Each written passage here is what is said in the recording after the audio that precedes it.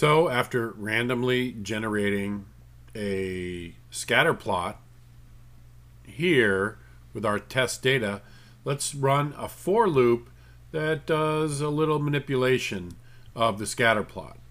So let's deconstruct this for command. For the variable I in this sequence, I to the number of rows in test data. Test data, as you know, has 5 observations, 5 rows.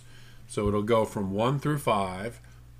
Within test data, okay, within the data frame test data, let's run the function print. Now print is going to print everything here. It's going to print the concatenation, the C command here, the concatenation of num sub I, which is just 1 through 5, x sub I, which is randomly generated, y sub I, also randomly generated, and then this here. You may be able to figure this out if you look carefully, but let me draw it for you in our studio.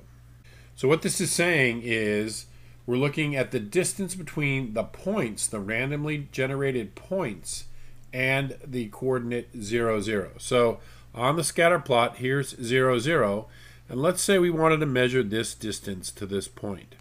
Well, we can use the Pythagorean theorem, and remember that from algebra and geometry.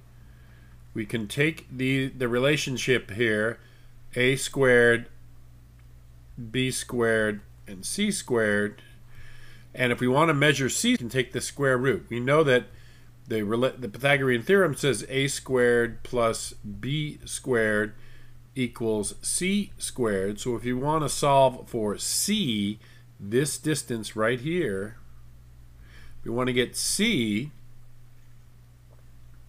we can take the square root of a squared plus b squared.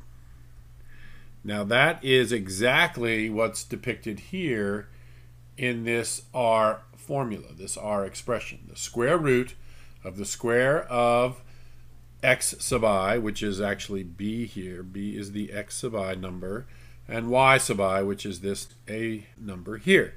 So you square y sub I, you square x sub I, you add them together and take the square root. It's essentially this formula right here. So we're going to measure the distance, this distance here. This distance right here is what we're doing with this term. So let's run this code and measure the distance from the origin to each of these 5 randomly generated points. So let's run this code. Select the code and hit run. Here we go. Here's the output. 1, 2, 3, 4, 5. Here's the data. Let's double check this data set from test data. 752, they look the same. Yep, that's the same. These 2 columns are the same as x and y. These 2 columns in the data frame. And here is the distance. The one farthest away is 0.4. It's 4 and 8.8, which is right about here. That does look the farthest from the origin. Maybe this one is 2. But the scatter plot is a little distorted.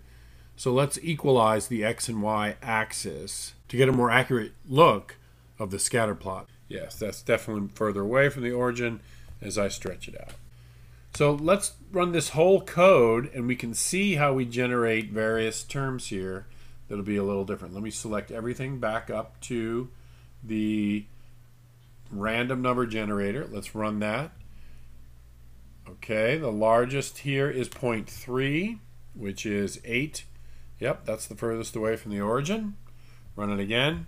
Let's pick by eyeball the furthest away from the origin. That should be about 9 and 6.2. Let's go look at it.